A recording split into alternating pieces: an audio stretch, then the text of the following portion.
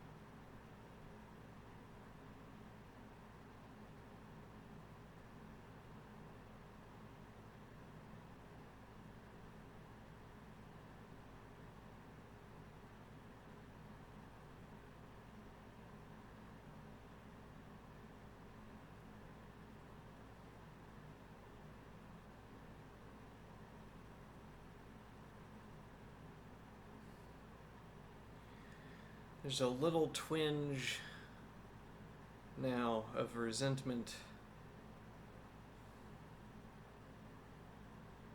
for doing this stream.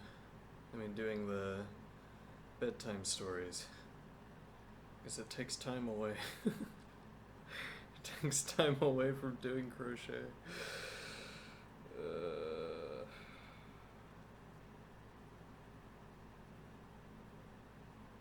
Though ostensibly I'm doing this crochet in large part to provide costume and so on for the Don Quixote show. Putting the cart before the horse a little bit here.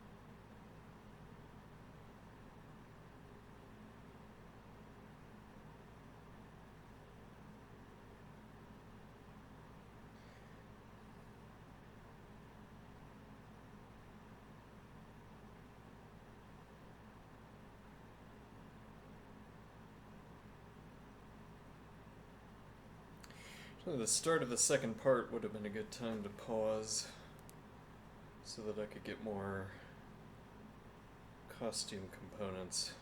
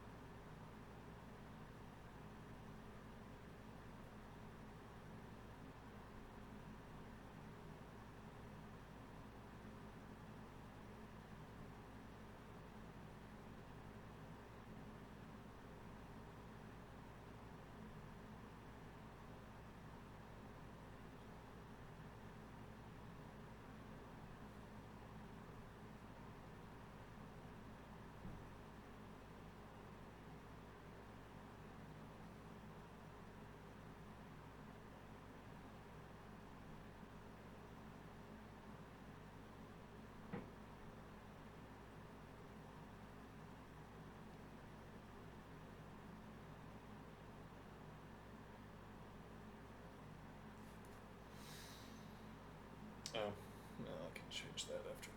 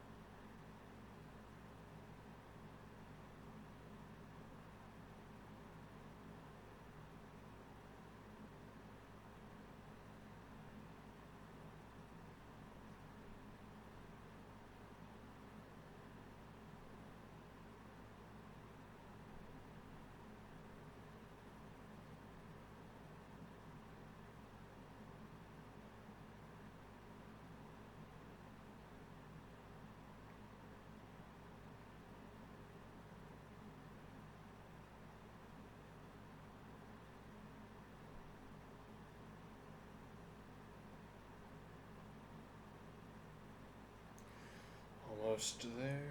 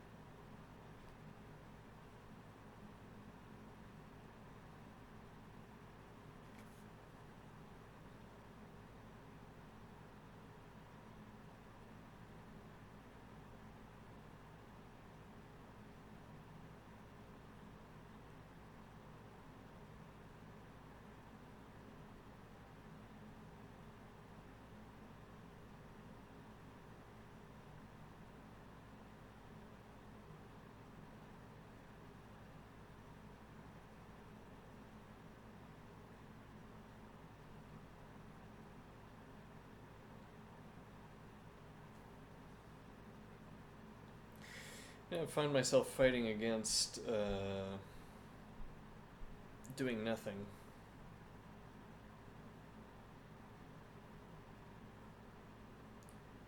the lifelong struggle against sitting in a chair and doing nothing. Or against getting done with one thing and starting nothing else up.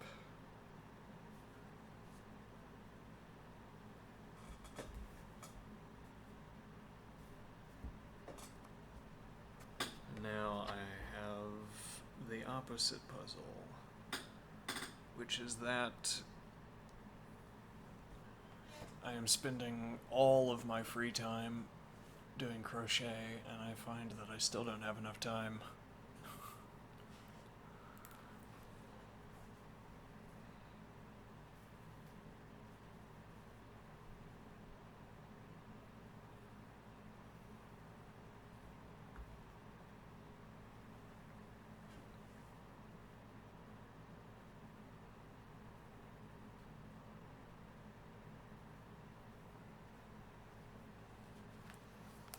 Sure.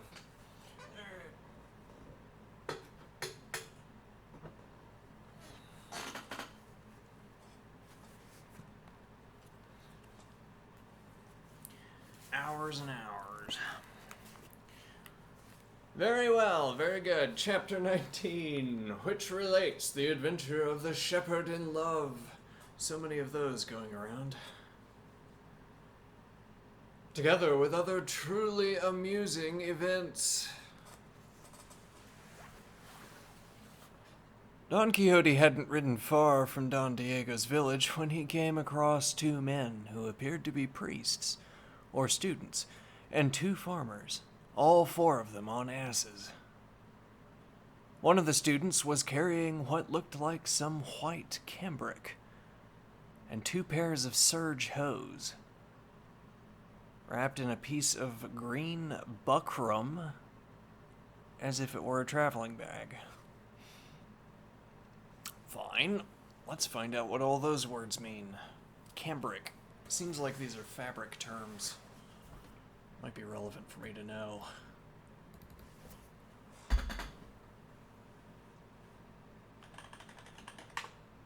Cambric.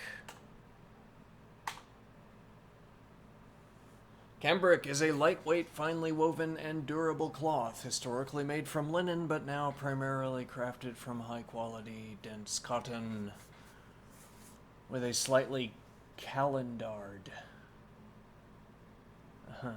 smooth and glossy finish. Interesting. To follow a chain of definition, what is calendering?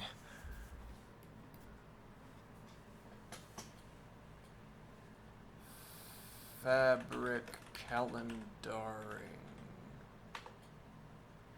Calendaring fabric is a mechanical finishing process where textiles are passed between heated, heavy rollers, calendars, under pressure to smooth, compress, and alter their surface, creating finishes like high luster, sheen, a papery feel, or sealing gaps for wind/downproofing.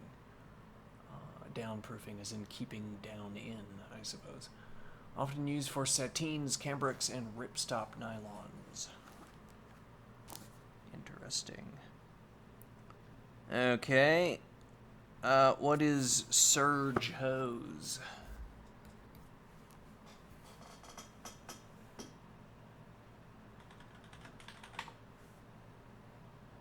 Serge hose refers to several specialized leg armor items in a video game.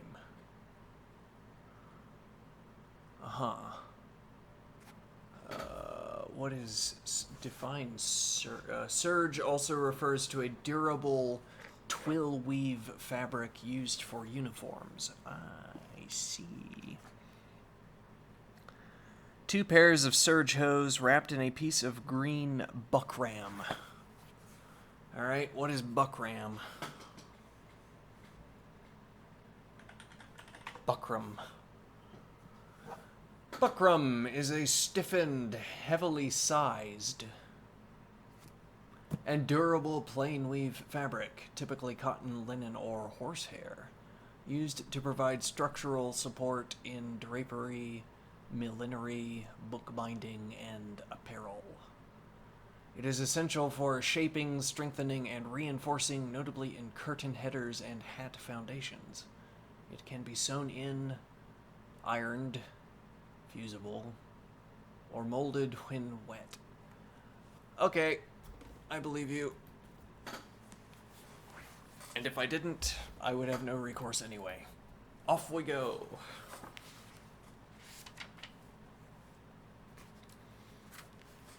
Don Quixote hadn't ridden far from Don Diego's village when he came across two men who appeared to be priests or students, and two farmers, all four of them on asses. One of the students was carrying what looked like some white cambric, and two pairs of serge hose wrapped in a piece of green buckram as if it were a traveling bag. The other only carried a new pair of fencing foils, with their buttons on. Buttons on a fencing foil?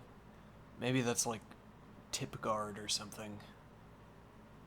That would be harder to look up on the internet.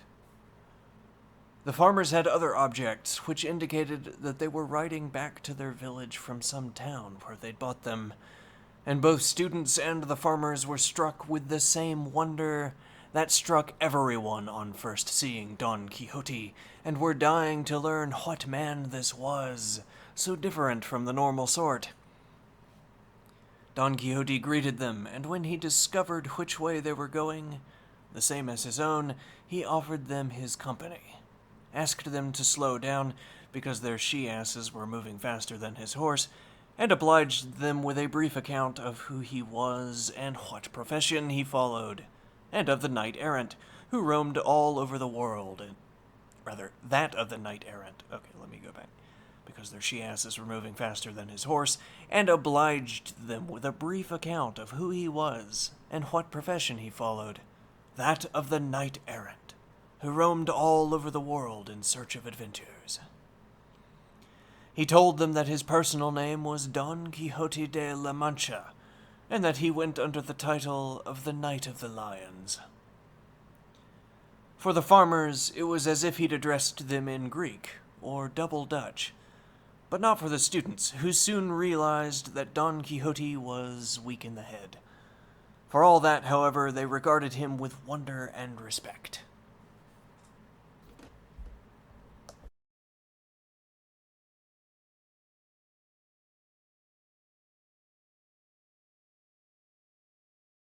Why have none of these people read the book that has 30,000 extant copies printed?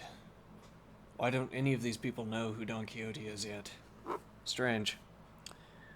For all that, however, they regarded him with wonder and respect, and one of them said, "If, Sir Knight, you aren't following any fixed route, as is the custom among those who go in search of adventures, do come with us. You will witness one of the finest and most sumptuous weddings that can ever have been celebrated in La Mancha, or for many miles around." Don Quixote asked whether this was some nobleman's wedding that he was extolling so. "No," the student replied. "It's the wedding of a farmer and a farmer's daughter. He's the richest man in all these parts, and she's the most beautiful woman that any man has ever seen. It's going to be done with quite extraordinary and novel splendor, because it's to be held in a field near the bride's village. She's known simply as Quiteria the Fair, and her husband-to-be is Camacho the Rich. And she's 18 and he's 22. The two of them are perfectly matched, although some busybodies who know everyone's pedigree by heart do say that lovely Quiteria's is better than Camacho's. But nobody worries about that sort of thing anymore, because gold is a good solder for all sorts of cracks. And Camacho's a big spender, and he's taken it into his head to have the whole field roofed over with branches. So the sun's going to have its work cut out if it wants to get in and visit the green grass growing on the ground. Camacho has also arranged for there to be performances of both sword dancing and bell dancing, because there are men in his village who can brandish those and ring these like nobody's business. And as for the flamenco dancers, well, he's hired hordes of them. Yet nothing of what I've mentioned and none of the many other things I haven't mentioned is going to do as much to make this wedding memorable as what I imagine the slighted Basilio's going to come and do. This Basilio is a shepherd who lives in the same village as Quiteria. Indeed, his house is right next door to her parents' house, which gave Cupid the chance to bring the forgotten love of Pyramus and Thisbe back into the world, because Basilio fell in love with Quiteria when he was still a boy of tender years, and she responded with 1,000 innocent demonstrations of affection, so much so that people used to amuse themselves in the village by telling each other stories about the love affair of the two children, Basilio and Quiteria. As they grew up, Quiteria's father decided not to allow Basilio into his house anymore, and, to save being dogged by mistrust and suspicion, arranged for his daughter to be married to Camacho the Rich, because he didn't think it wise to marry her to Basilio, less well endowed by fortune with material wealth than by nature with personal qualities. Because to leave envy aside and speak the honest truth, he's the nimblest lad we know, a great pitcher of the bar, a splendid wrestler, and a superb pelota player. He could run like a deer, jump further than a goat, and knock the skittles down like magic. He sings like a lark, and when he plays the guitar, you'd say he's making it talk. And, above all, he can fence with the best of them. Ah, is this perhaps why they're bringing fencing foils? They're going to see Basilio and they're going to say, we could put a foil in his hand, and we could put the other foil in Camacho's hand. And then we could say, do it, Basilio. Do it. Oh, what a day that would be. For that gift alone, Don Quixote put in, this youth deserves to marry not only the fair Quiteria, but Queen Guinevere herself, if she were alive today, in spite of Lancelot and anybody else who tried to prevent it. That gift alone being he can fence with the best of them. Yes, and in the good old days, that would have been enough. You would simply murder everyone who wanted to marry your lady, and then you'd be the only one left. Happily ever after. You go and tell that to the wife, said Sancho Panza, who until then had been listening in silence. She thinks it's wrong for people to marry anyone except their equals, believing as she does in the proverb, every Jack to his Jill. What I'd like to happen is for that bloke Basilio, who I'm beginning to take a liking to marry that lady Quiteria. And I just hope all those that stop people who love each other from marrying enjoy the life eternal and rest in peace. I don't think. What? I just hope all those people that stop people who love each other from marrying die. I don't think. Enjoy the life eternal and rest in peace. Yeah. If everybody married the person they love, said Don Quixote, parents would lose their power to marry their children when and to whom they should. And if it were left to daughters to choose their husbands as they pleased, one would pick her father's servant, and another a man she has just seen walking down the street and who she thinks looks jaunty and dashing, even though he is in reality some wild swashbuckler. Because love and fancy easily blind the eyes of the understanding, which are so necessary when making decisions about settling down in life. And with marriage, there is such a danger of making mistakes and such circumspection. And And with marriage, there is such a danger of making mistakes, and great circumspection and the special help of heaven are needed to make the right choice. When a prudent man sets out on a long journey, he first looks for someone trustworthy and agreeable to keep him company. Well, should not someone setting out on the journey of life with death as his destination, do the same, particularly since the person he chooses will keep him company in bed, at the table, and everywhere else, as a wife does her husband. The companionship of one's wife is not some article of merchandise that can be returned or bartered or exchanged after it has been purchased. It is an inseparable appendage that lasts as long as life itself lasts. It is a noose that once placed around the neck becomes a Gordian knot, never to be undone except by the scythe of death. There is much else that I could say on this subject, and many other ways I could incorporate the theme of death into this discussion of marriage, were I not constrained by my anxiety, perhaps of death. No, my anxiety to know whether my friend, the master of the arts here, has anything else to say about the history of Basilio. To which the student, whether a mere B.A. or a full M.A., as Don Quixote had called him, replied, "All I've got left to say is that ever since the moment when Basilio found out that the fair Quiteria was marrying Camacho the Rich, nobody has seen him laugh or heard him speak since, and he's always plunged in thought and dejected and talking to himself, clear in certain signs that he's gone mad. He hardly eats or sleeps, and all he does is eat fruit. And when he sleeps, if he sleeps at all, it's in the open, on the hard ground, like a brute beast. Sometimes he gazes up at the sky, and at other times he stares down at the earth, so stupefied that he looks for all the world like a dummy wearing clothes, blown to and fro by the wind. In short, he's showing every sign of a broken heart.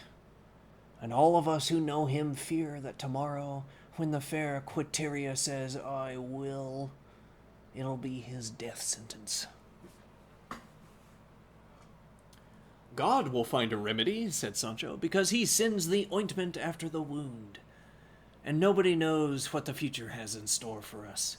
From now till tomorrow the hours are many, and in any one of them, or in just one moment, the house can come crumbling down.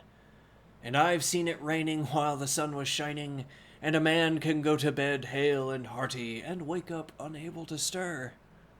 And you just tell me this, can anyone claim to have put a spoke in the wheel of fortune? No, of course not. And between a woman's yea and a woman's nay, I wouldn't try to put the point of a pen. There wouldn't be room for it. You give me Quiteria head over heels in love with Basilio, and I'll give him a sack full of happiness, because love, so I've heard, looks through spectacles that make copper seem like gold, poverty like wealth, and water in the eyes like pearls." "And where is all that supposed to take us, Sancho? Curcio," said Don Quixote. "Once you start stringing your proverbs and sayings together, the only person who would wait to hear you out is Judas himself. May he take your soul. Tell me, you animal, what do you understand about spokes, or wheels, or anything else for that matter?" "Oh, if nobody understands me," Sancho retorted, "it's no wonder if my words of wisdom are taken for nonsense. But it doesn't matter. I know what I mean, and I also know that there wasn't much that was stupid in what I just said. It's just that you're such a cricket, sir, of everything I say, as well as of everything I do." "Critic is what you should say," said Don Quixote, "not cricket. You corrupter of good language. God damn you." Don Quixote is just not feeling the rage today. He just can't. "Critic is what you should say," said Don Quixote, "not cricket, you corrupter of good language. God damn you." You shouldn't turn on me like that," Sancho replied, "because you know I wasn't brought up in the capital or taught at Salamanca to be able to tell whether I change a few letters in my words here and there. Good God, man, you can't expect a country bumpkin from Sayago to speak like a knob from Toledo. And there might even be people from Toledo who aren't that hot at talking posh. That's very true, said the student, because people brought up in the tanneries or around Zocodover Square can't be expected to speak as well as people who spend most of their day strolling round the cathedral cloister. And they're all Toledans. Pure, correct, elegant, and clear language is to be found among the courtiers of good sense, even if they were born in a village like Mahalahanda. And I say of good sense because there are many courtiers of another kind. And good sense is the grammar of correct language, assisted by custom and usage. I, sirs, for my sins, studied canon law at Salamanca, and I take some pride in expressing myself in clear, plain, and meaningful language.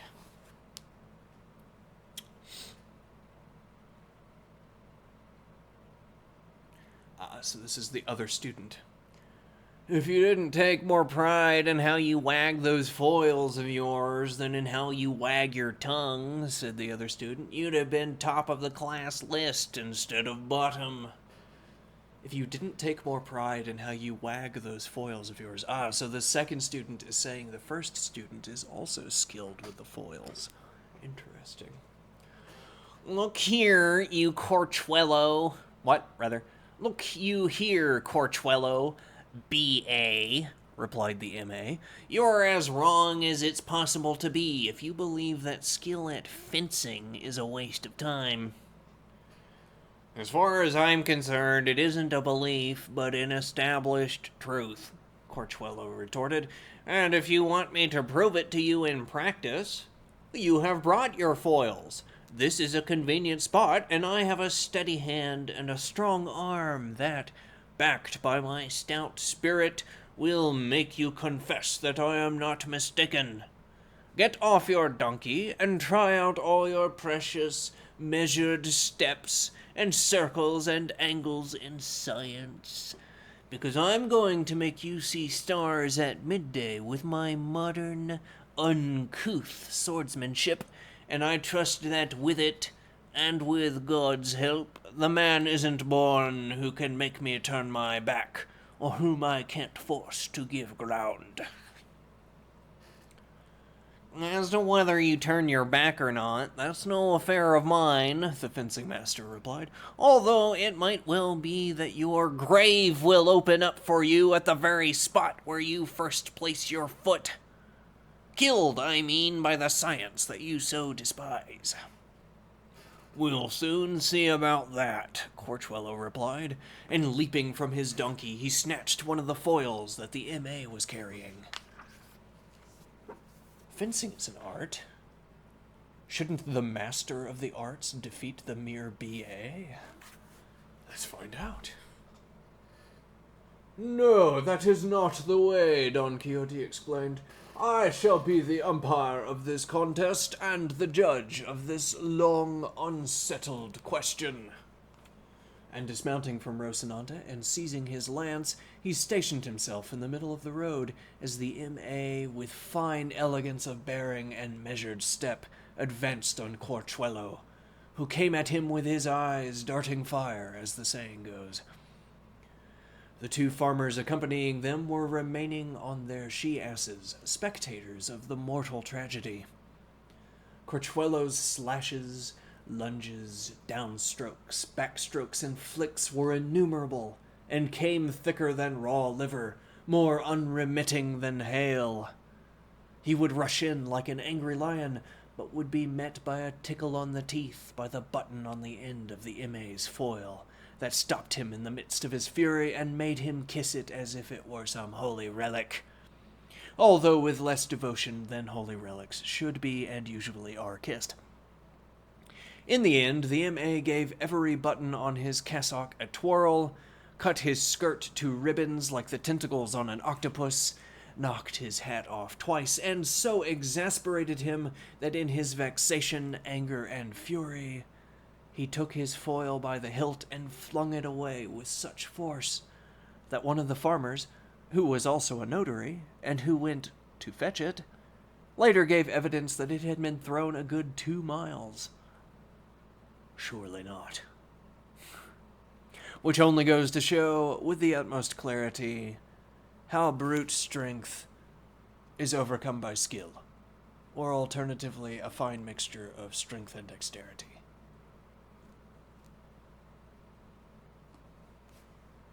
There was a better word choice there. I can't remember what they called. A quality mixture. Yes, the quality build.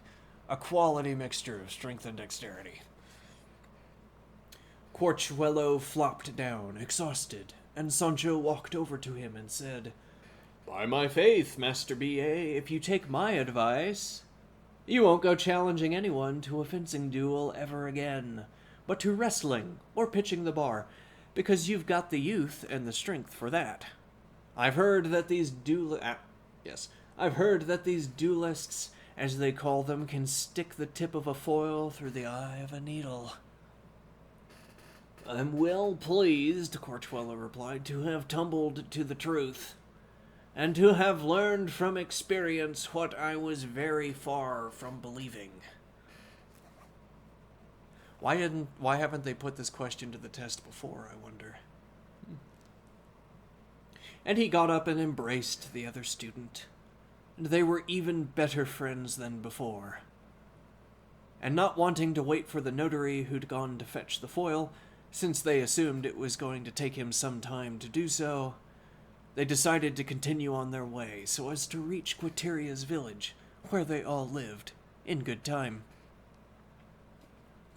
So you chuck your foil out into the field, and the friendly farmer goes to get it, and you leave him behind.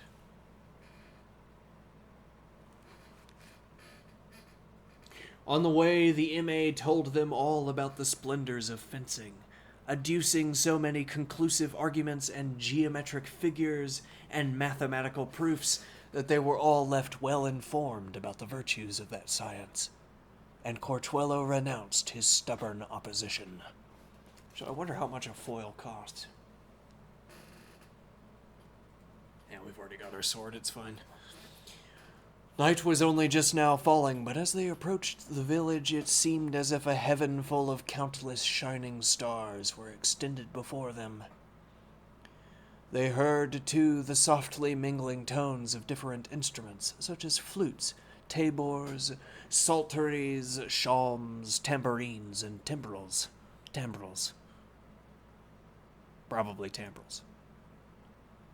And as they drew near, they saw that the branches in a great canopy. And as they drew near, they saw that the branches in a great canopy.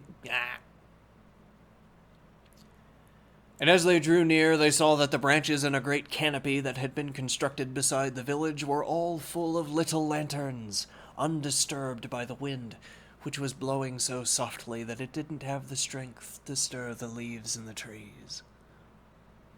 The musicians were the entertainers at the wedding, wandering in groups about that pleasant place, some dancing, others singing, and others playing the different instruments already mentioned. And it really seemed as if joy and good cheer themselves were frolicking and leaping all over that meadow. Many other people were busy raising platforms, so that on the following day they would be able to watch in comfort the plays and dances which were going to be performed in that place, dedicated to the celebration of Camacho the Rich's wedding and Basilio's funeral. Don Quixote refused to enter the village, even though both the farmer and the student begged him to, and he gave as his excuse, more than sufficient in his opinion, that it was the custom of knights errant to sleep in fields and forests rather than in towns, even if under gilded ceilings. And so he rode a little off the road, much against Sancho's will, because Sancho recalled the excellent lodging that he had enjoyed in Don Diego's castle, or house. I wonder if castle is a kind of title that buildings get. Which sounds like an odd thing to say, but like, if the household of every knight was a castle. Though that wouldn't be true. If the household of every lord was a castle. According to law. And then even if you lived in something like a ranch house. A castle. Yeah. Chapter 20, which relates the wedding of Camacho the Rich and the incident of Basilio the Poor.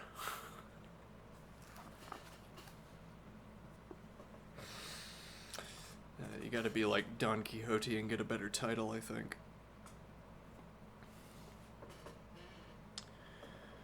Scarce had fair Aurora allowed shining Phoebus time to dry the liquid pearls of her locks of gold with the heat of his burning rays, when Don Quixote shook sloth from his limbs, rose to his feet, and called to his squire Sancho, who was still snoring. Seeing which, Don Quixote addressed him thus before awaking him. O happy you, above all who dwell upon the face of the earth, for, neither envying nor envied, you sleep with a tranquil spirit, and without enchanters to pursue you, or enchantments to alarm you. Sleep on, I say again, and so I shall say another 100 times, without any jealous thoughts of your lady to hold you in perpetual vigil, or any worries about how to pay your debts, or what to do so that you and your distraught little family can eat tomorrow to keep you awake. Neither does ambition disturb you, nor does the vain pomp of this world worry you, because the limits of your desires extend no further than the feeding of your donkey. Looking after your person is a responsibility that you have placed upon my shoulders, a counterweight and burden that nature and usage have imposed on us masters. The servant sleeps, and the master lies awake, worrying about how to maintain him, better him, and favor him. The anguish of seeing the heavens turning to brass and refusing to succor the earth with their necessary moisture does not afflict the servant, but only the master, who in times of barrenness and hunger must provide for one who has ministered to him in times of fertility and abundance. Sancho didn't reply to all this, because he was fast asleep, and he wouldn't have awoken as soon as he did if Don Quixote hadn't revived him by prodding him with the butt of his lance. In the end, he did wake up, stretching and yawning, and he said as he peered all around, "From that canopy over there, if I'm not much mistaken, there's a beautiful smell coming that's got more to do with fried rashers than with galing ale and thyme." Galing ale. Galen Gale? By all that's holy, a wedding that starts with smells like this is bound to be a plentiful and lavish one. And I'm going to satisfy my curiosity here as well. Galen Gale. Some as yet unknown herb.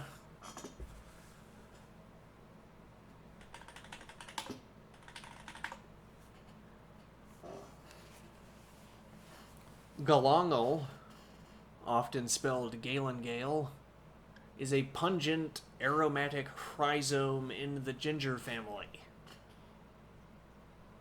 Originating from Indonesia, commonly used in Southeast Asian, particularly Thai cuisine. It tastes like a citrusy, earthy, and pine-like version of ginger, often described as having a woody, floral aroma. The root provides health benefits including ... Okay.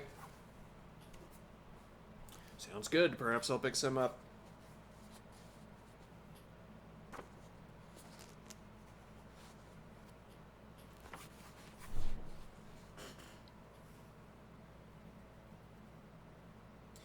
There's a beautiful smell coming that's got more to do with fried rashers than with galing ale and thyme. Well, that's holy. A wedding that starts with smells like this is bound to be a plentiful and lavish one.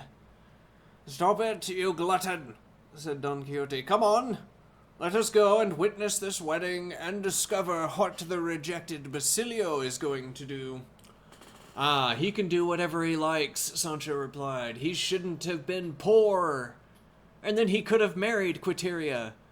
It's a fine thing, not a penny to his name, and wanting to marry way up the ladder like that. By my faith, sir, to my mind, a poor man ought to be happy with what he can get, and not go reaching for the moon and the stars.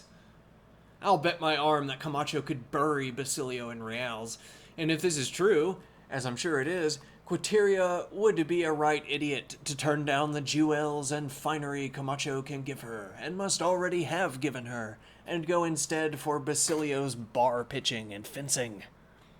You won't get so much as half a pint of wine in a tavern for a good pitch of your bar, or a neat thrust with your sword. Well, you could turn the sword to villainous ends and acquire money in that way. Those are skills and gifts that aren't saleable, even if Count Dearlos himself has them. But when gifts like that fall to someone with lots of money, oh my, don't they look fine then. On a good foundation, you can build a good house. And the best foundation in the world is money. For God's sake, Sancho, Don Quixote expostulated, do stop this harangue of yours. It is my belief that if you are allowed to continue each time you start one, as you do every 5 minutes, you wouldn't have any time left to eat or sleep, because you'd spend all your time talking. If you happen to have a good memory, Sancho replied, you might have remembered the clauses we put in our agreement before we left home this last time. And one of them was that you'd let me talk as much as I liked, so long as I didn't insult anyone or undermine your authority. And up till now, it seems to me I haven't broken that clause. I have no recollection, Sancho, Don Quixote replied, of any such clause, and even if you are right, I want you to keep quiet and come with me, because the instruments that we heard last night are beginning to enliven the valleys again, and no doubt the wedding will be celebrated in the cool of the morning, rather than in the heat of the afternoon. I was just struck by how expensive it would be to create a pavilion or create a large tarp for a tent. How expensive that would be at this time period. Like, even if you made it out of branches, that the gathering and the weaving of the branches, or a large tarp. And do they have the machines necessary for machine weave yet? And if they don't, yes, expensive. I say this because earlier the student mentioned that they would hold the wedding in the shade. Though even if they held it in the shade, you still wouldn't want to go at midday. It's still going to be hot. Anyway. Sancho did as he was told, and after he'd saddled Rocinante and put the pack saddle on the dun, the two men mounted and rode slowly into the canopied field. Ah, the canopied field, there we are.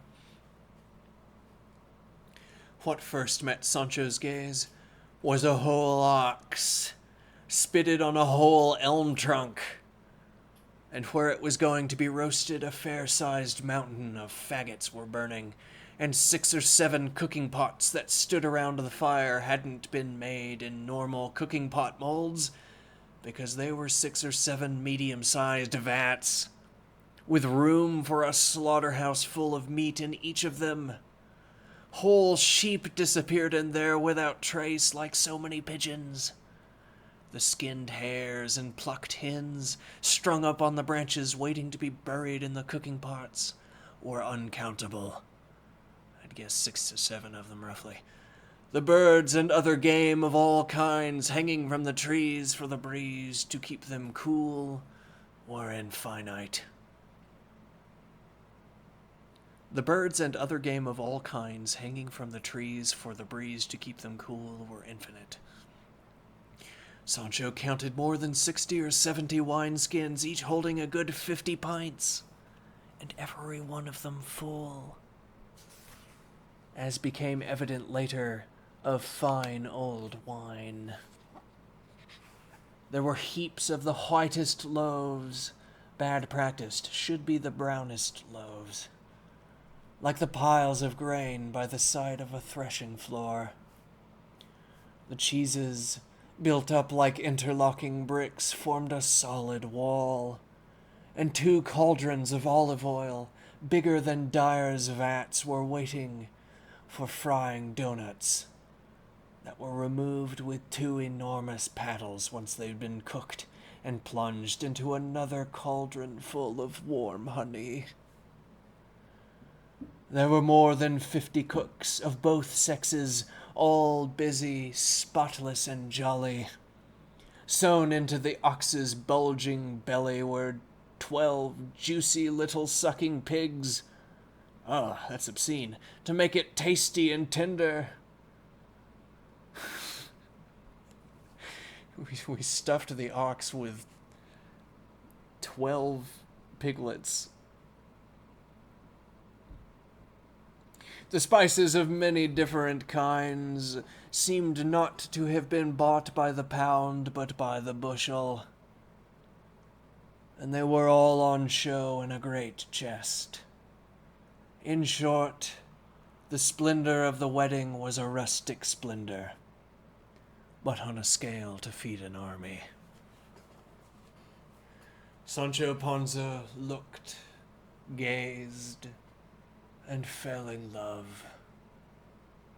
What first won his heart were the cooking pots, from which he would have been more than willing to take a decent-sized bowl full.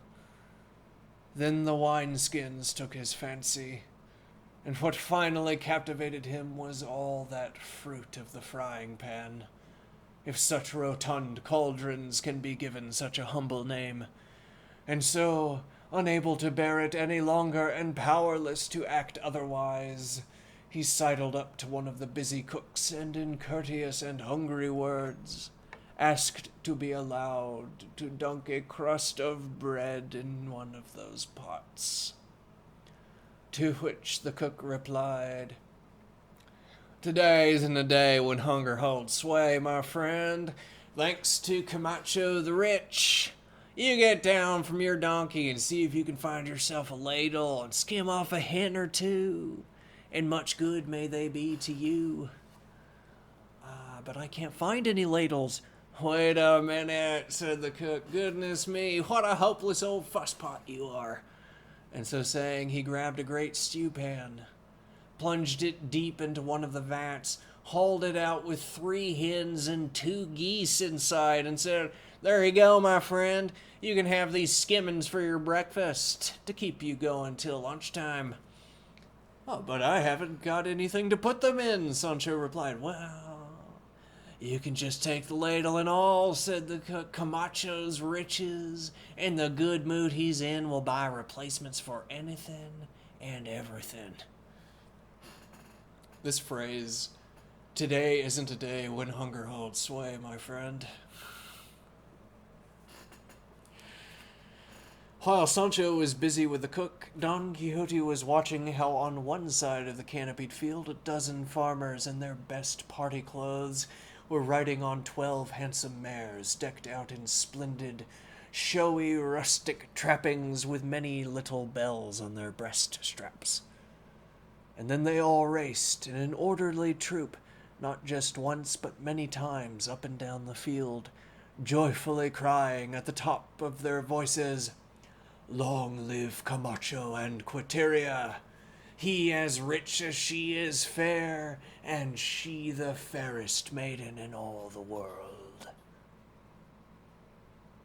Or we could keep the southern accent, the southern theme. "Long live Camacho and Quiteria! He as rich as she is fair, and she the fairest maiden in all the world." When Don Quixote heard this, he muttered, "No doubt these people have not seen my Dulcinea del Toboso, because if they had seen her, they would be more moderate in their praises of this Quiteria of theirs." A little after this, many different groups of dancers began to file into the canopied field from all sides. Among them a group of sword dancers, some 24 handsome and spirited-looking lads, all dressed in fine-spun cotton of the purest white, and wearing many-colored silk headscarves. And one of the men on the mares asked the leader, a sprightly youth, if there had been any injuries yet. "None so far, thank God. We're all still in one piece." Because they're, lads, yes. And then he began to weave his intricate patterns with his companions, turning so often and so nimbly that although Don Quixote had seen many sword dances before, he'd never seen one as fine as this. He also relished a dance performed by a group of lovely maidens, all in the prime of life, early 30s. Early to mid-30s. Prime of life, oh yeah. He also relished a dance performed by a group of lovely maidens, all in the prime of life, for none of them seemed younger...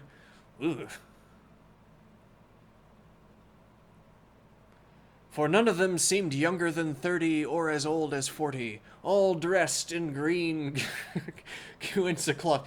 I will not give the numbers that Don Quixote associated with the prime of life.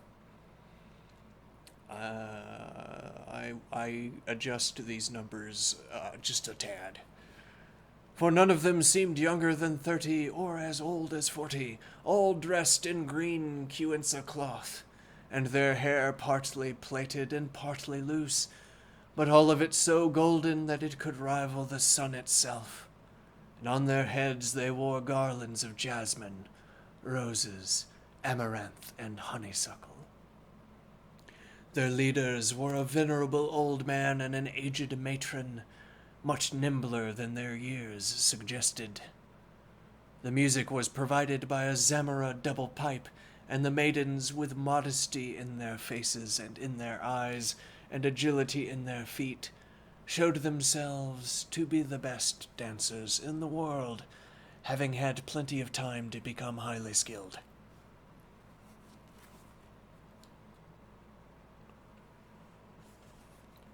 After this came another group, dancing a set piece known as a spoken masque.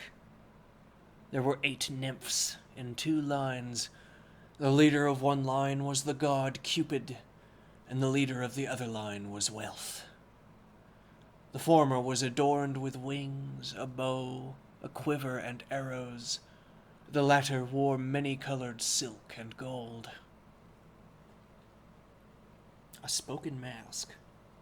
Mask with a Q-U-E and not with a K. The nymphs following love carried their names on their backs, written in large letters on white parchment. The first was called Poetry, the second, Sound Sense, the third, Good Family, and the fourth, Valor. The nymphs following Wealth were similarly identified. The first was labeled Liberality, the second, Largesse, the third, Treasure, and the fourth, Peaceful Possession. In front of all of them came a castle of wood, pulled by 4 wild men, all dressed in ivy and hemp-dyed green. Seems a little excessive. I mean, dyeing hemp green. Why would you bother? And looking so lifelike that they almost scared Sancho out of his wits. Wait.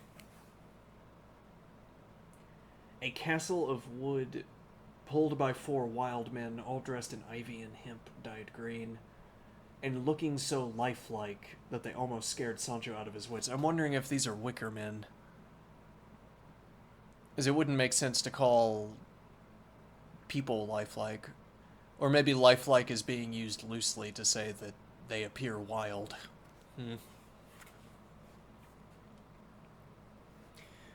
In front of all of them came a castle of wood, pulled by 4 wild men, all dressed in ivy and hemp dyed green, and looking so lifelike that they almost scared Sancho out of his wits. On the front of the float and on all four sides of the castle was written, "The Castle of Virtuous Modesty." Burn it.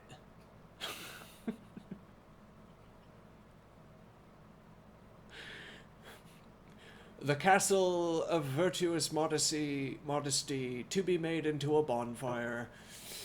The music was played by 4 skillful performers on pipe and drum. Cupid began the dance, and after he'd completed 2 figures, he stood there raising his eyes and bending his bow in the direction of a maiden, who went to stand behind the castle battlements, and to whom he said, "I am the mighty deity who rules on land and in the air, and in the broad and stormy sea. My power is awesome everywhere, for hell itself subdued by me.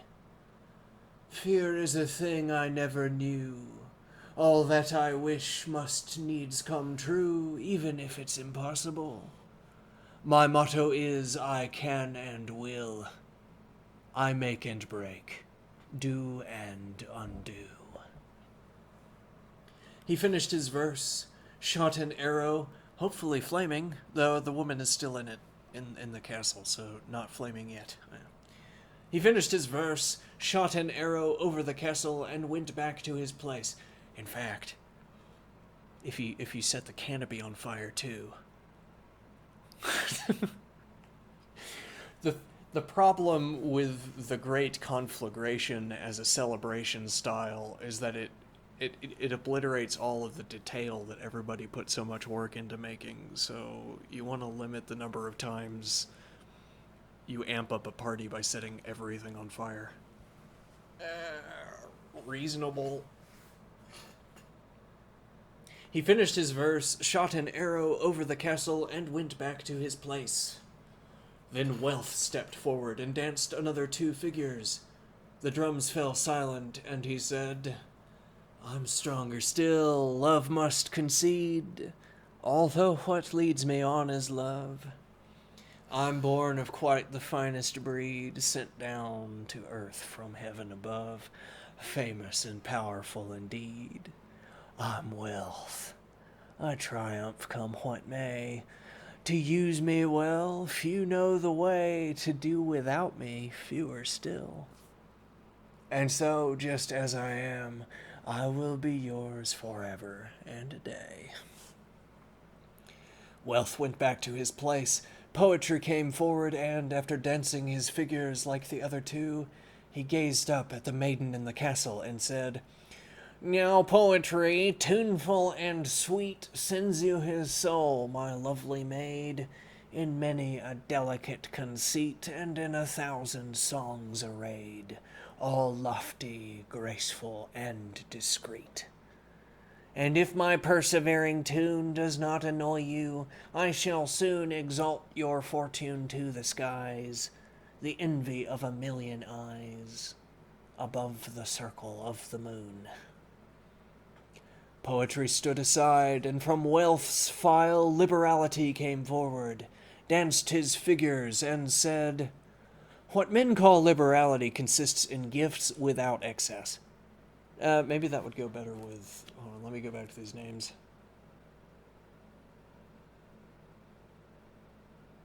Yeah, it's fine. Though we could also say all of the people lined up behind Love are with the wife, or with the maiden, and so they'd all have one accent. Yeah, we already broke that by changing accents. Yeah. Anyway, I'll stick with what I was doing. Poetry stood aside, and from Wealth's file Liberality came forward, danced his figures, and said, "What men call liberality consists in gifts without excess, no reckless prodigality, and no weak-willed miserliness or lack of cordiality. Now I'll be prodigal and free, an honored vice, if vice it be, and fitting well the lover's part, for he is giving shows his... Wedding's canceled. I messed up my poem. An honored vice, if vice it be, and fitting well the lover's part, for he in giving shows his heart. So this will be my eulogy. Run it back. What men call liberality consists in gifts without excess, no reckless prodigality, and no weak-willed miserliness or lack of cordiality. Now I'll be prodigal and free, an honored vice, if vice it be, and fitting well the lover's part, for he in giving shows his heart. So this will be my eulogy. In this way, each pair of characters from the two groups came out, and then returned to their places after dancing their figures and saying their lines, some elegant and some ridiculous. But Don Quixote only committed to memory. He had an excellent one. The verse is quoted. So he didn't commit their dances to memory. Fine. And then they all mingled in the dance, forming themselves into patterns and breaking up again with the most elegant grace and poise. And whenever Love passed in front of the castle, he shot his arrows into the air, but Wealth smashed gilded piggy banks against it. That's a good ceremony. Finally, after they'd been dancing for some time, Wealth took out a great purse made from the skin of a striped cat.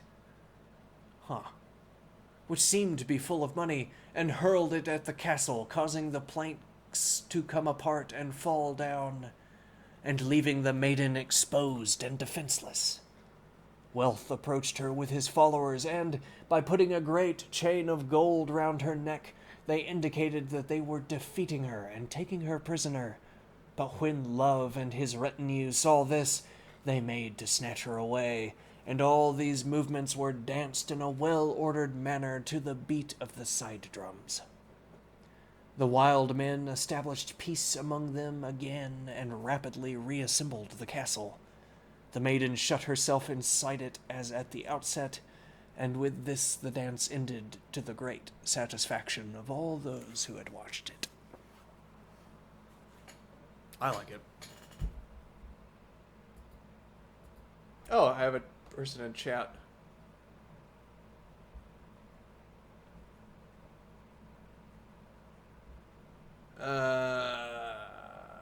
He's Spanish, is he not? He's not a country bumpkin. Do you reckon that everyone who has a southern accent is a country bumpkin? Why am I unemployed? I don't know. Like, what does a slow Spanish accent make you think of? I don't have a Spanish accent to work with. Like a Gomero accent, perhaps. Gomeros have hard country farming lives. Never heard of them. Let's see. I should give the numbers. It's a different time period.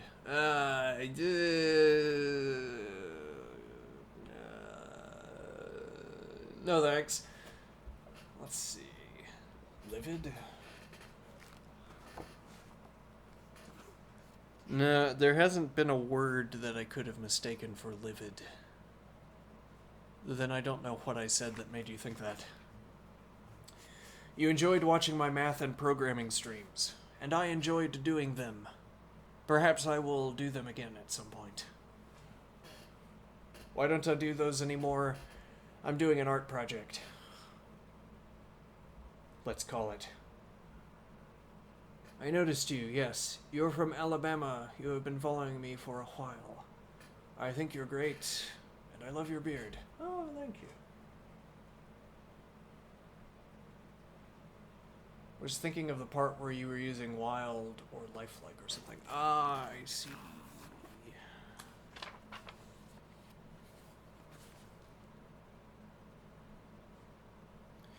In front of all of them came a castle of wood, pulled by 4 wild men, all dressed in ivy and hemp-dyed green.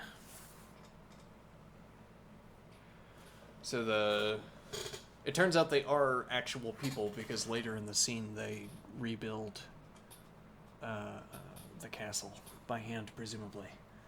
Working on math puzzles, do I know much about graph theory? Nope.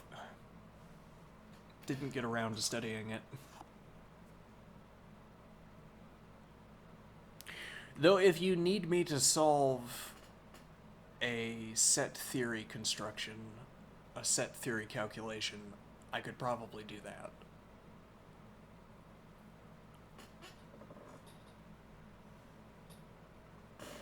You're from Alabama and you still associate everyone with a southern accent with country bumpkins. Trying to build a video game. I see. I was never interested in making anything with programming. Maybe that's why it was easy to pause. I was only interested in solving coding puzzles. So in that sense, I do have some vague knowledge of graph theory because I had to solve coding puzzles on trees and so on. Generally, you're considered a country bumpkin if you have a very thick accent, but someone from the city will quickly find out that they're probably greatly underestimating the country bumpkin's ability to do things. Indeed. Which is part of why I'm so willing to give these characters southern accents. Like the knight of the green topcoat. Highly learned, with a thick southern accent. But generally what I've been doing is giving farmers and ranchers, same thing I guess, giving ranchers southern accents. You're considered a country bumpkin all the time when you leave Alabama, but considered a nerd here. Yeah. Actually, I grew up in Arkansas, and none of my friends or I had southern accents. Maybe slight southern accent. It's faded by now if I had any. Did I major in math or programming? No. Music and economics. And then the university sort of robbed me of my third degree, which would have been in English. About which I am no longer bitter. But I used to be quite bitter.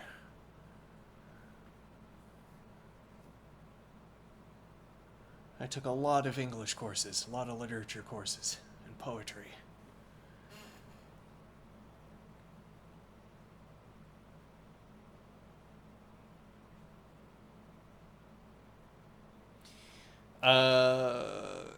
Yeah, I graduated during...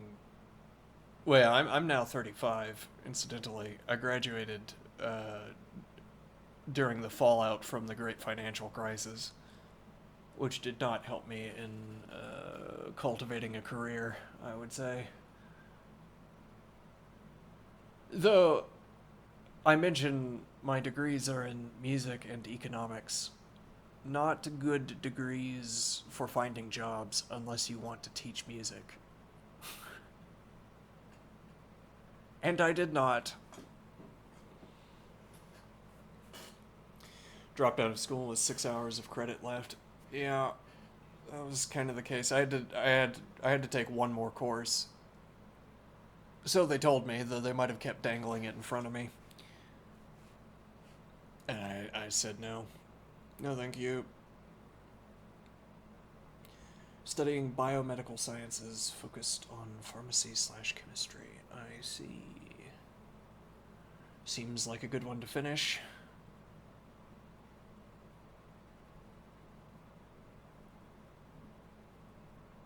Get some interesting work done. Ah, that sounds dramatic.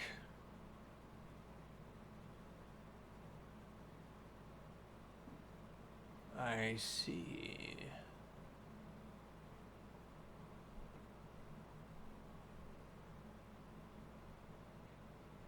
Yeah, that sounds like something you gotta get away from.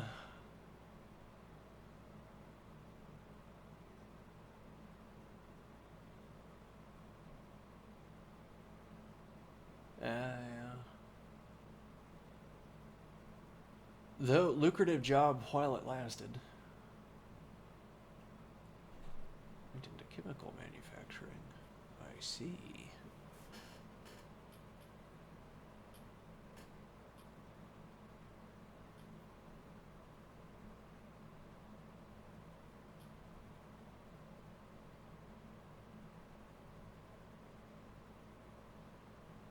Seems like a good way of doing things.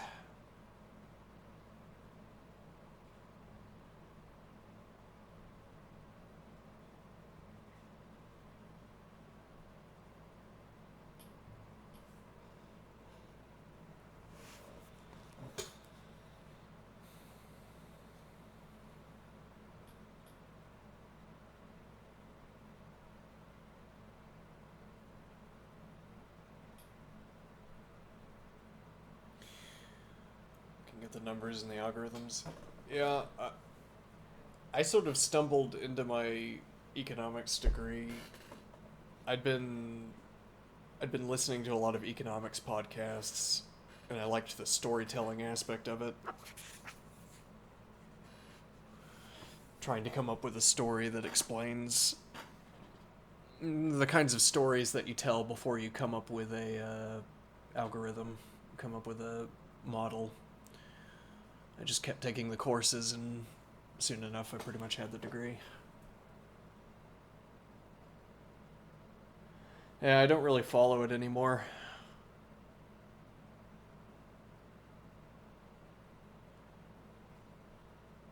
Okay. Uh-huh. Another economist? Ah, a not very famous chemist, I see.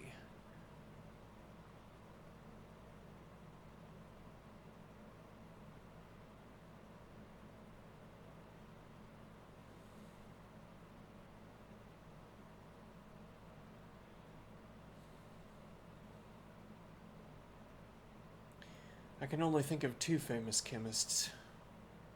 Two chemist names who I know.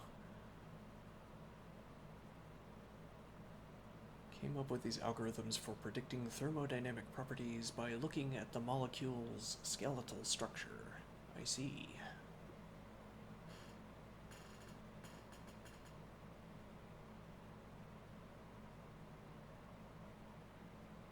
I've always thought chemistry was a little bit like alchemy. Didn't seem to require much math. But I didn't study it at all, so my opinion is worthless. These equations were dog shit if you looked at them. I see.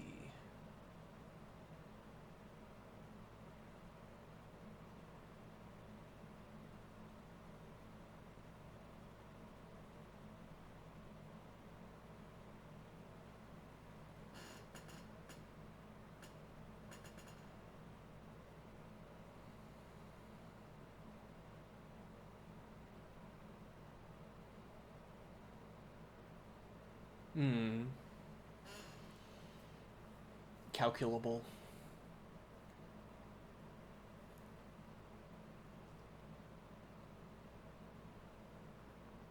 I see.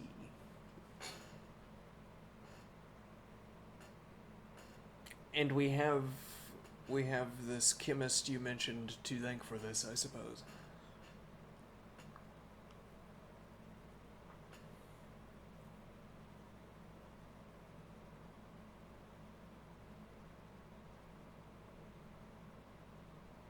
Interesting.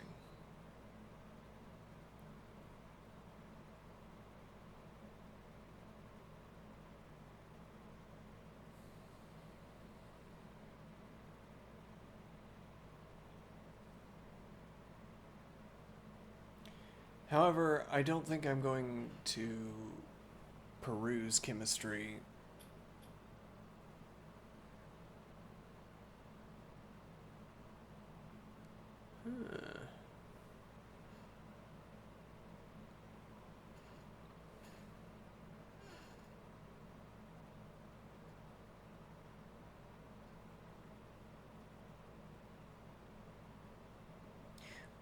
I see.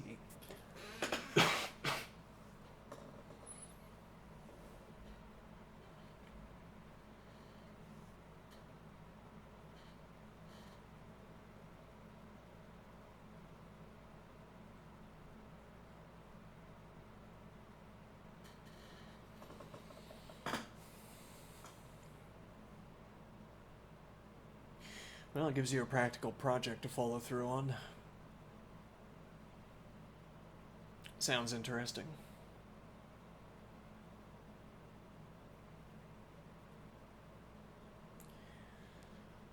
Yeah, I have a graph theory textbook, but I never, I didn't read it much. Maybe that'll be something I do if I go back to streaming math, but I'm not sure. So what are you doing with this code? Creating tools? Though you said you were making a game.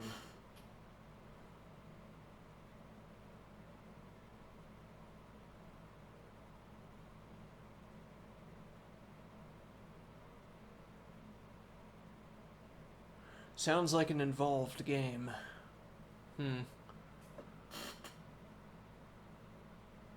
I see.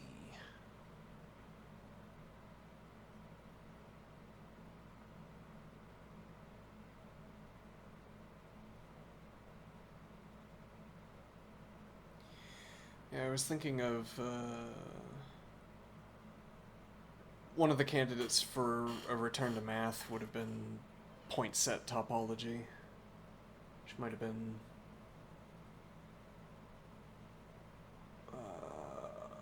might be worth following through on. Though then that doesn't have anything to do with graph theory, so far as I know. You could do procedural generation with it and generate like hundreds of dungeons quickly. Don't really know what topology means. So far as I'm aware, topology discusses the properties of sheets.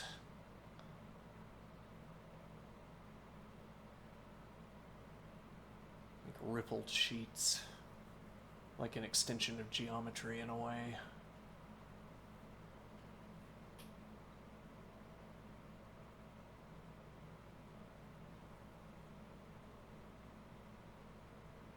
Yeah, well, I'm thinking of taking a sheet and trying to make a sphere out of it, which you can get close.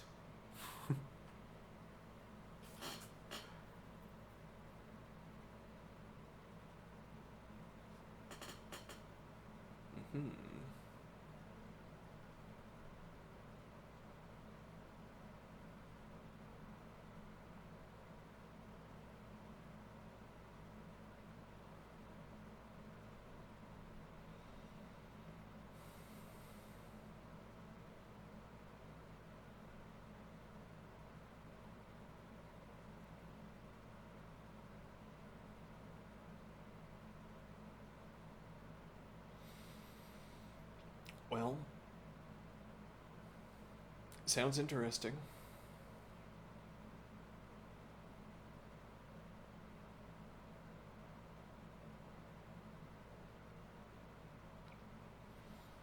And at least if you're working with a language model, you have practical tests of the code, which is nice.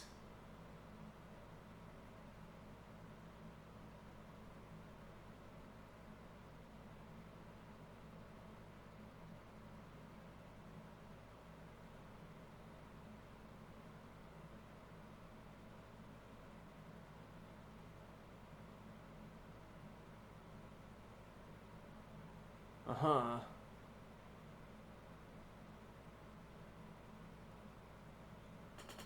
Am I due for this much money because I'm so clever? Oh.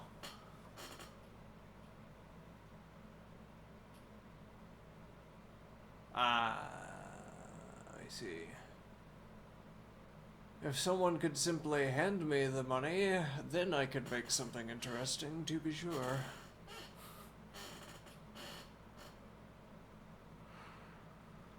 The creativity is the challenge. As I'm sinking all of my creativity into worthless art projects. And crochet. Do I know that book? No, I don't.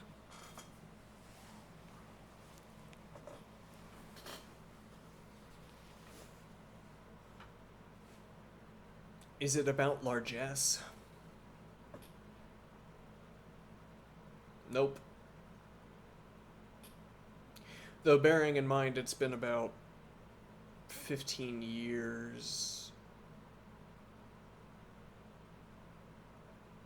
largesse, like excess of money or goods and services. Oh.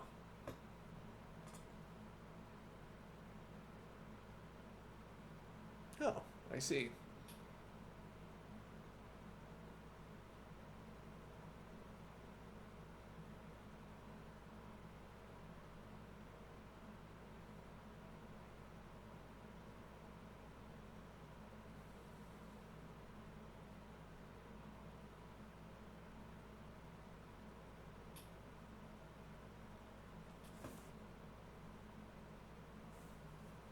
It's for material science.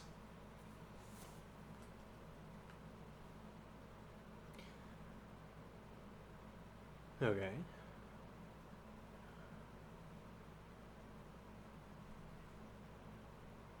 Sounds good to me.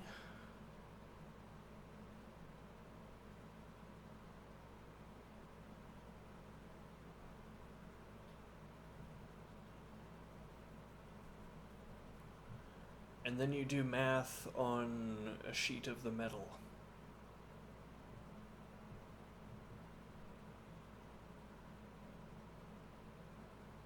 Okay.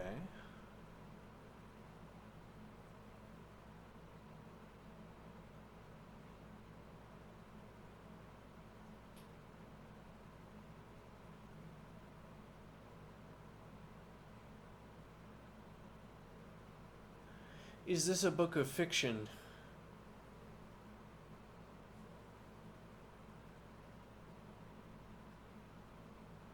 Which I mention because it seems like a strange combination to say that the book is about feminism and then includes material science chapters. Not impossible, I suppose. Fiction, but also non-fiction, I see.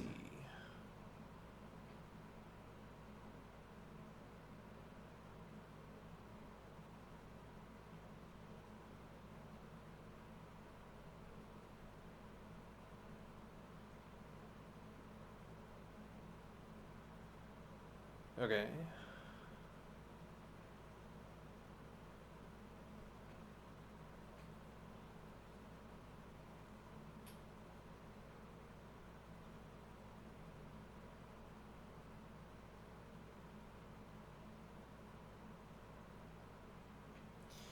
Well, my reading docket is currently filled up, but also candidate books for this segment of the stream are candidates because they're good for reading out loud with a cast and crew of characters.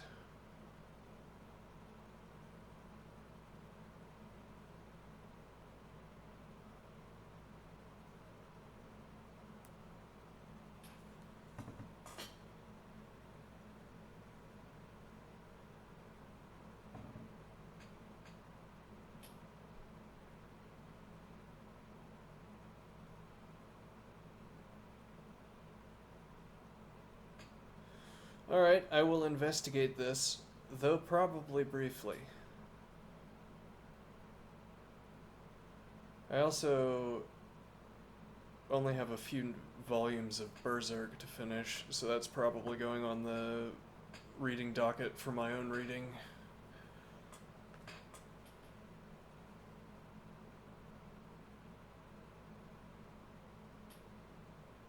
I see.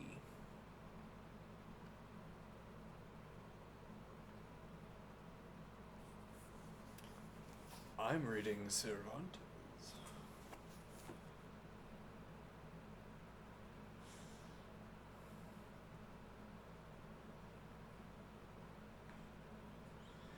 I think I'm going to keep this segment committed to historical books, or rather, classics, yes. Though with a loose definition for classic. Not e.g. Western canon books, though Quixote falls into that. Tarzan, no, probably not. Why not? I feel like I'd have a hard time getting into the accents.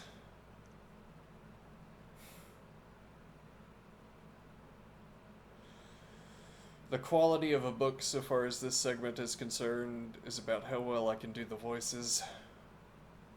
In part, anyway. Never heard of it.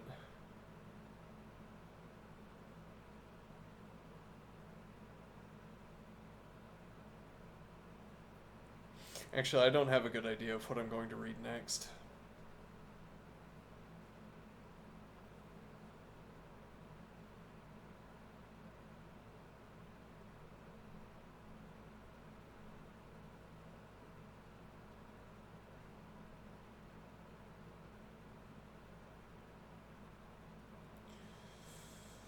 I've heard of Philip K. Dick.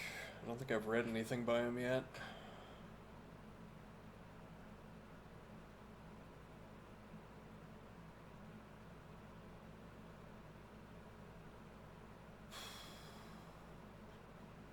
Published his book around the 20s.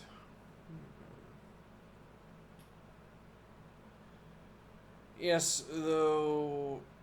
So the last two books we've read, including this, I'm reading Don Quixote, and the previous book we read was The Scholars, which is a classic of Chinese literature from the 1700s. How many pages is this book? 900, 1,000 roughly. Scholars was about the same.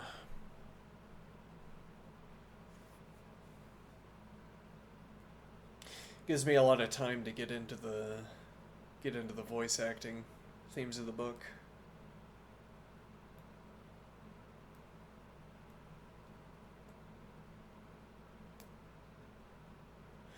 I'd recommend either of these two, incidentally. Scholars was good.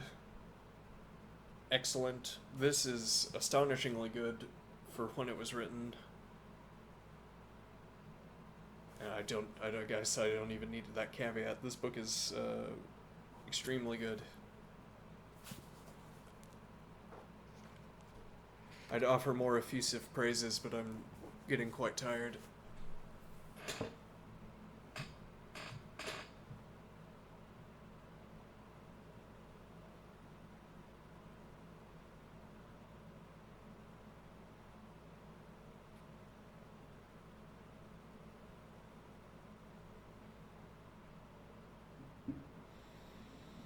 I will look into these two books, though no promises.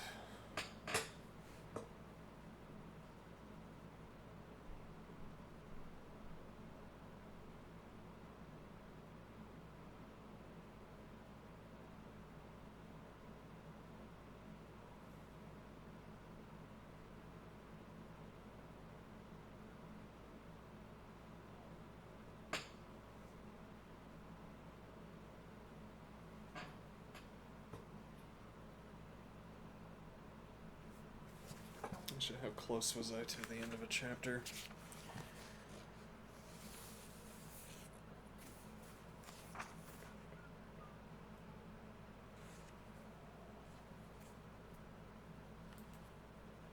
Maybe. However,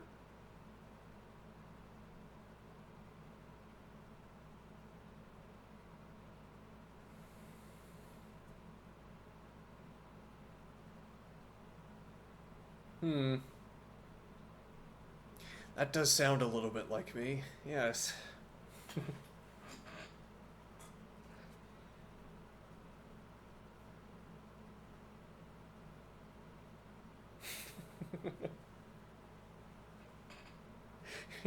Indeed. I have one of the prerequisites for such a job. Yeah.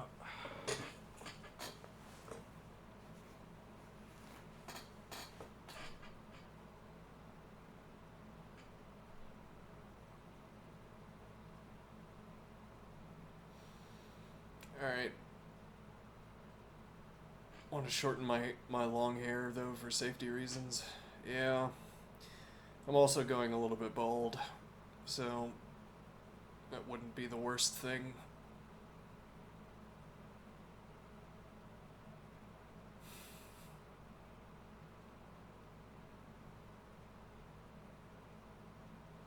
Maybe so.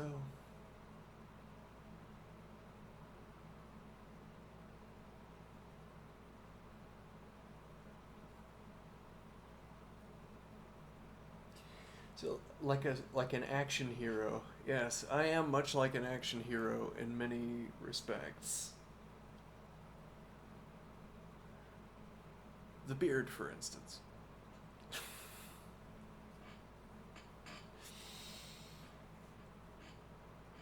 Alright. I normally end by now, in part because I'm so tired by this point in the day.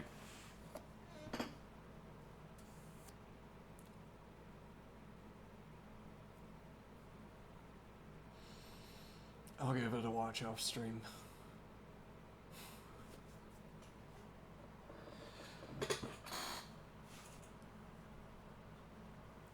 I think I will not have these conversations most streams because then I can't do my reading.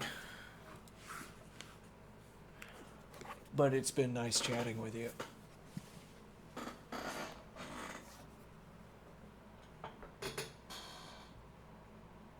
You are distracting. Yes.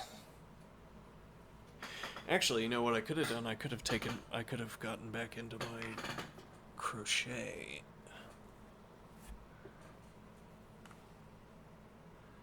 This is the first time I've ever chatted with you, and you've been trying to chat with me for years. Yes, many people have that same problem, actually.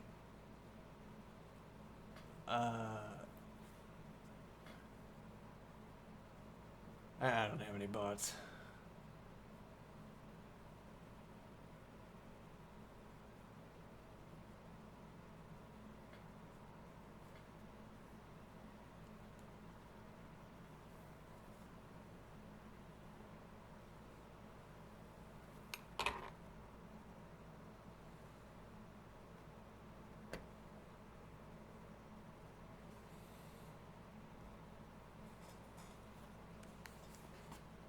Can I interest you in some fine crochet?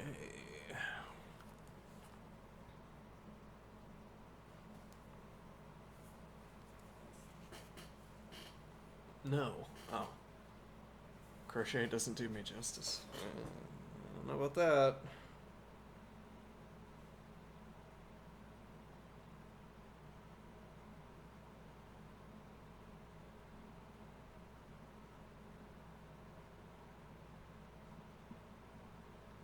You need me to do, like, write the beginning of the story and the conclusion of the story.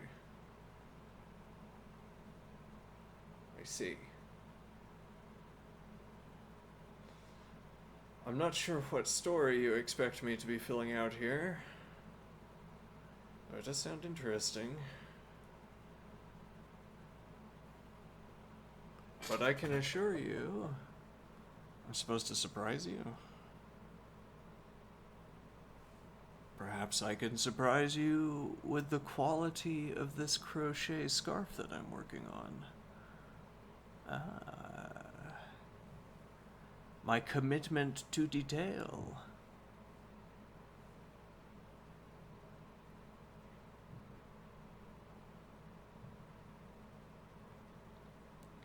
I started reading Foundation by Asimov.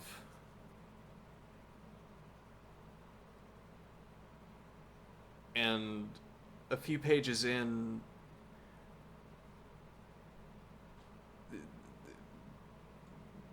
somebody's on a spaceship and it's like it's in the 50s.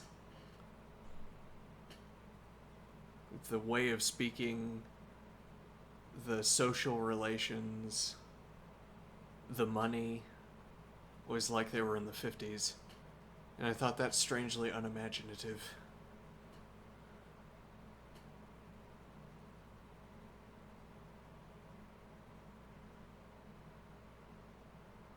not fond of Asimov.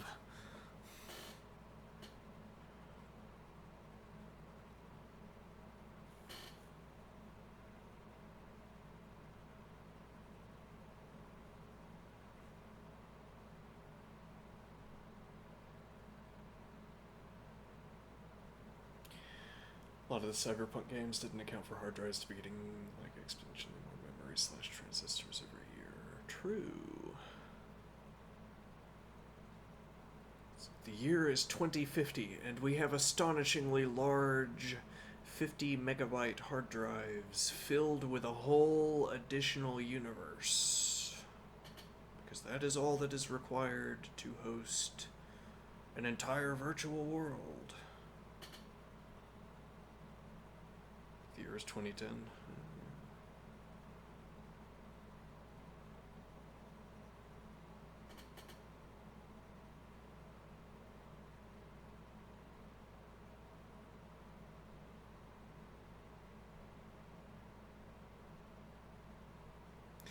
Need to learn to maintain a conversation while doing crochet, or this scarf is never going to get finished.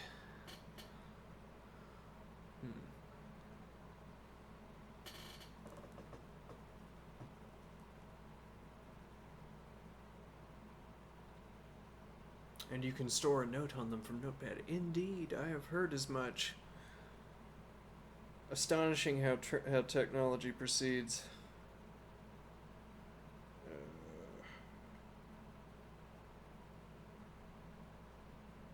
Perhaps I could store data in knots in crochet.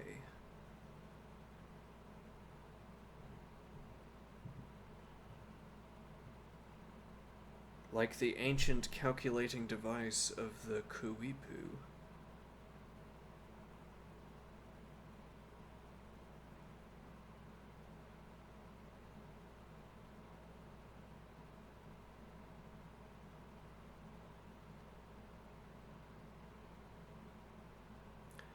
Do I have a Fourier transform for storing data? I have not studied Fourier transforms, though perhaps I should have. My music degree was strangely uninterested in the technology side and the mathematics. Turns a wave into a rectangle. I see.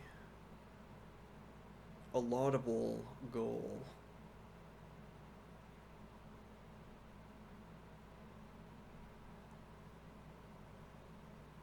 This would be great for me. Yeah, probably. Yeah.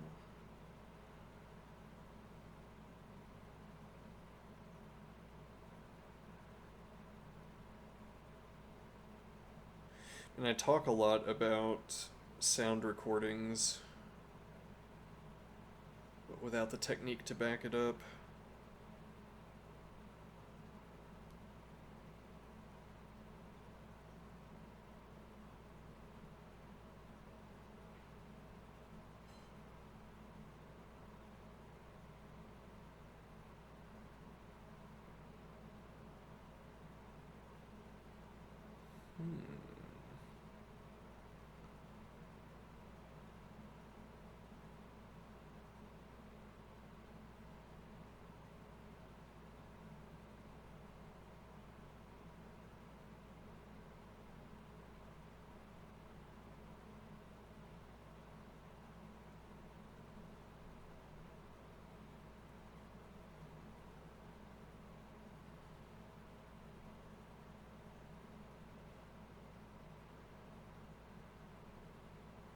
Alright. I'm going to leave you. I could sell like 2-second sound files like the lumber store. Actually, I've been listening to this genre of music called hyperflip, and they use a lot of samples. Maybe I should make samples for them.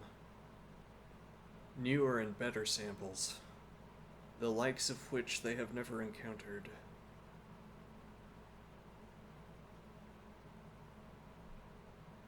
Think of Mertzbo. Never heard of Mertzbo.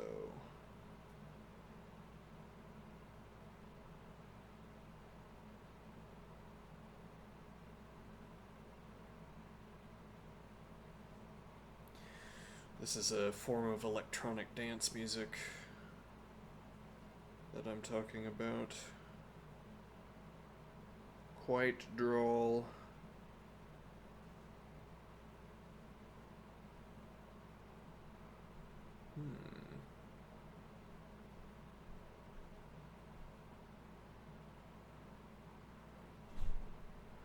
You're giving me a lot of off-stream studying I have to do.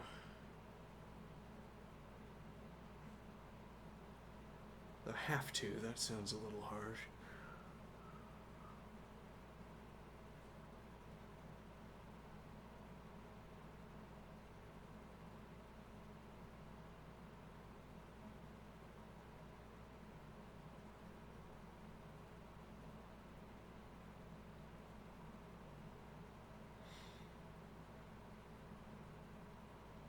I can do it, I'm amazing. That is often my attitude towards the projects I undertake. I can do it. I'm amazing. I can crochet a scarf. I'm amazing. Go for that 10 million to 1 billion? Yeah. That's what I need in my life.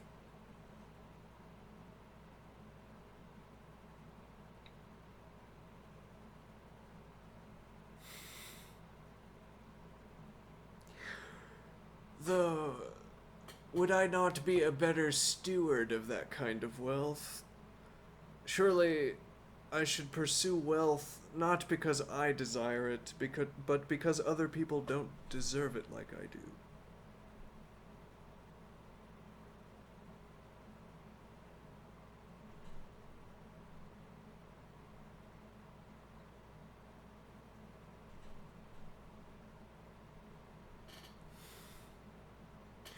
Okay, see you later. Have a good one. Until we meet again. Consider taking up crochet. It is good. It is a good time. I've been crocheting like 6 hours a day for the last few weeks. I'm really into it. See ya. Have a good one.